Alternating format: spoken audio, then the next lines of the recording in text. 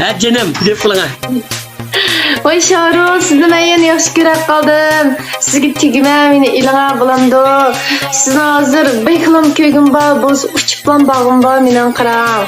Sizga bir Wang Hong, Hozenda Wang Hong, ne bo'lsa Wang Hong. Voy be Allah'ım siz meni sizga betiga shunda bir Alay canım, alay bag'rim canım, alay. Qachon kelsanga, qachon men kelsan? hozir borayman. Hech qo'sh qildingiz.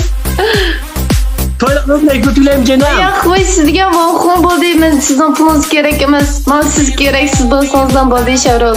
Sizga yurgan mening jinim. Men siz tegma, tegsiz kunlar qilmay aytib turaman. Yaxshi tomoqlarni aytib turaman. Siz uchun yurgan pida.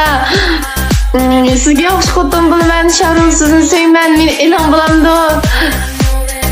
Alay canım, shunday deb bu yerdan maqishilib ketib ketaycha. Canım. Unda bo'lsa, Ben chidamayman canım. voy qilib. Ben umaqo canım. Chidamayman canım, qara umaqligini. Unda bo'lsa Shahrulga tegdim men. Alamsiz. Alay canım, alay. Chidamayman. Men shu siz chidma. 抖音。